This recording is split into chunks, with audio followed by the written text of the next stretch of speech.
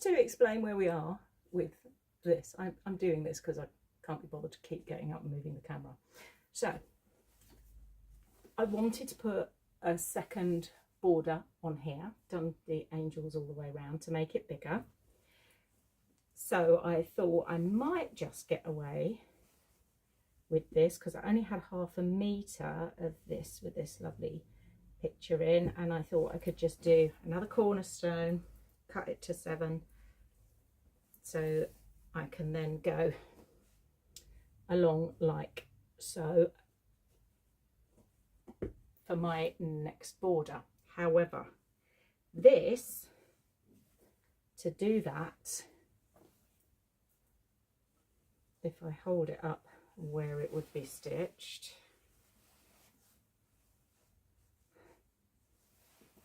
look, I'm literally that much short of this one, which is really annoying. I kind of knew that was going to happen because of the measurements. Quilt fabrics, they, you know, 44 inches width, 43, depending on how thick sometimes the actual selvage is, you know, where they've got the white bit with the writing on. Sometimes you can get away with going into it on one end, but this one I couldn't because of the white on it. I just couldn't do it. So, and it wouldn't have quite got me there anyway. If I'd done this border slightly narrower, the angel one, I would have got away with it, but of course I needed this to be the width that it was because of the angel applique. Okay, so bear with me, because don't worry, it's always plan B. So I then thought, well, that's not a problem. I've cut my squares of this Christmas tree one, which is in the main quilt. I'd cut 4 squares though, because I thought I was going to be doing just 1 cornerstone. And of course, having searched high and low, because I thought I had another fat quarter, I don't have enough to do 2 lots of cornerstones in this to match. So what I could have done is, look, taken it out that way and then put something here, probably a cream, maybe even another angel in the corner, I don't know. But no, I don't have enough to have 8 of these. I've only got 4, and I've gone through all of the bits that I've used in here, and I don't have enough of anything else to do that particular thing. But so plan, I don't know what we're on now, is this C, D, E? I thought, instead of doing that, shall I put one in the center as well, because then I can get away back to the original plan with this as the cornerstone, and then I put something in the middle here so that I can stretch this out to the end. So I put in another 7-inch square. So let me find, no, that was my one piece. What I'm going to use instead is, I have found, no, it wasn't that, that wasn't enough. What did I find? Oh no, have I lost it already? Oh my goodness. Right, hang on, bit of crawling around about to happen. Right, there's been a bit of a deep dive, shall we say, on fabrics going on. So basically, if I go with this plan of if they're cornerstones, I don't know, are these centre stones? Possibly. I need enough fabric to do 4 7-inches. Not going to be that one. How about, oh, that might work. Yes, look. Okay, so let's pretend.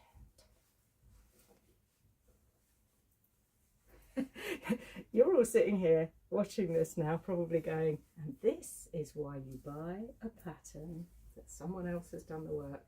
But you know what? This is the bit I love.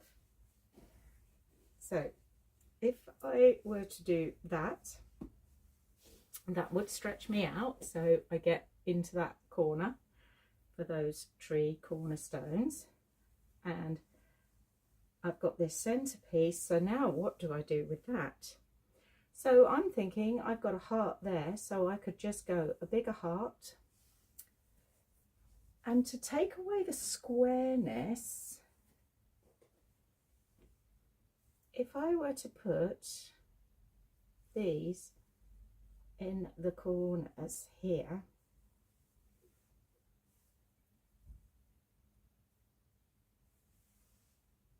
that would kind of make it, it's called snowballing actually, because as you can see, what it does is it kind of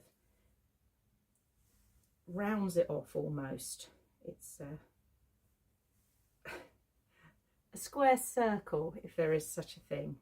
But the joy of doing this is that if you do it rather than an actual snowball where you stitch it and cut that away and then press that back, I'm going to stitch these in actually folded, because what you can do with this technique is you can then roll those corners back so that you do actually get a I don't know, see if I can get in closer, roll those back, stitch it down so that you get what's called this is like a cathedral windows effect really, because you're on the bias here, so that will naturally curve into this lovely little lip shape.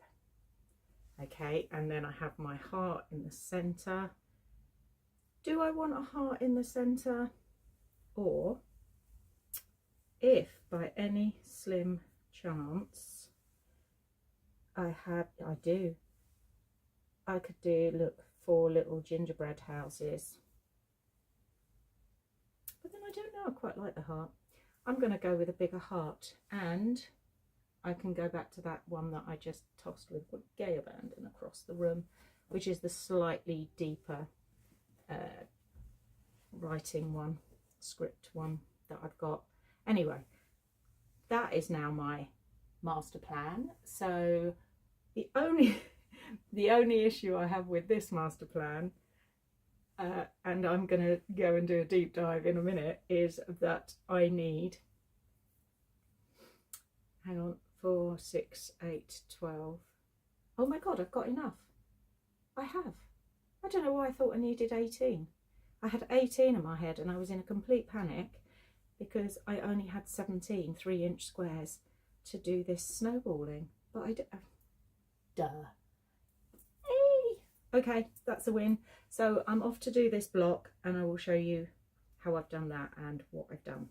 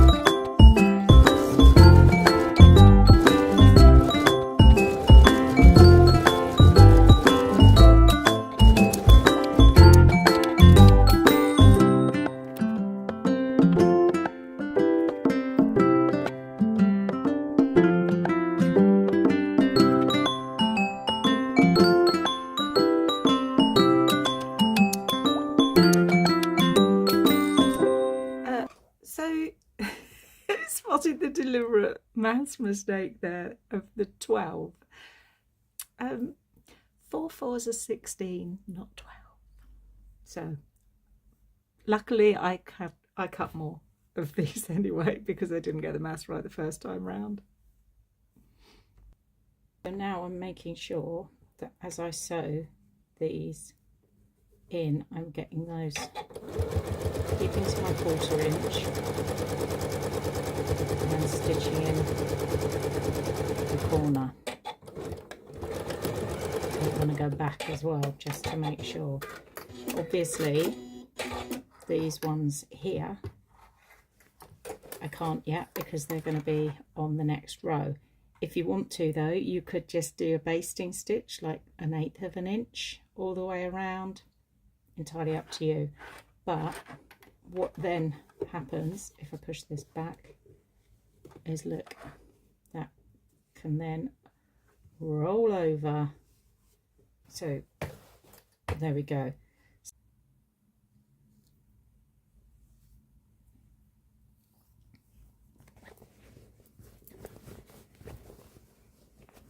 So these are the corners that I've added, and this is what I want to do, is this curve. Like I say, it's a cathedral windows technique.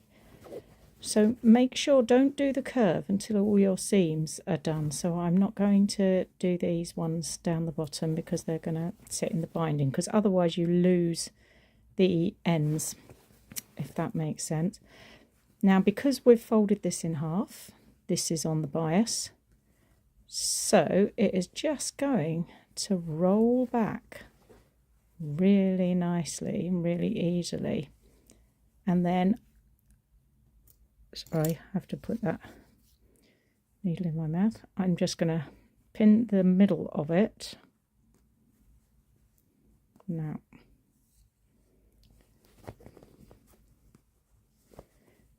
Okay, so that I've now got this curve, and I'm going to bring my needle up from the underneath into, hang on, let's get it around the right way. Going to bring my needle up into this fold here.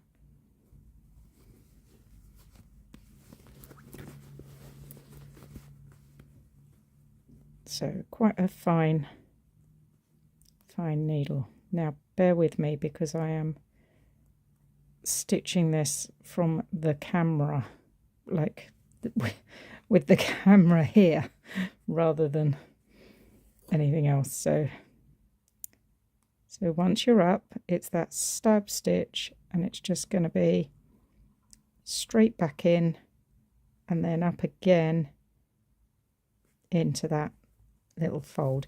You can top stitch this down, you could blanket stitch this down, machine or by hand if you wanted to. I just didn't particularly. I sort of tried it with the same gold and I didn't like it actually. So I'm just going with exactly the same colour so that it's just a little less obvious that I've done it. Let's just get this in. And once you've started your stitching, then because this is sort of open, you could have put a little bit of stuffing in here and then done this stitching so that that corner is padded. There's lots of options. You can also do half square triangles so that that rolling back colour is a different colour, which is a really sort of common trick with this method of cathedral windows as well.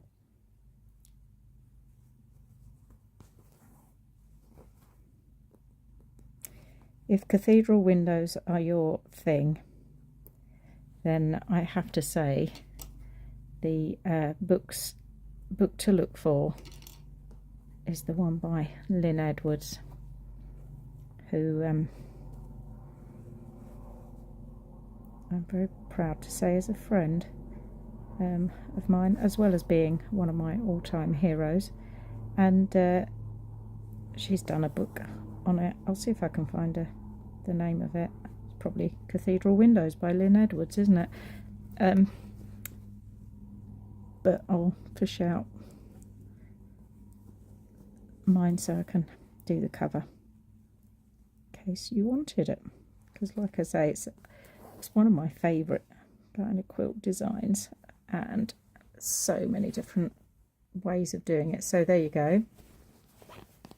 So that's just curving that off in the corner, which I think gives quite a nice, almost like a bauble effect, isn't it?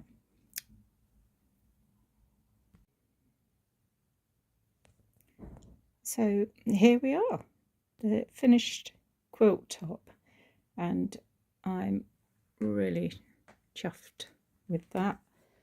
I think those borders look really good, and I have just found, pre-washed and dried, it's actually a fitted sheet, but it's a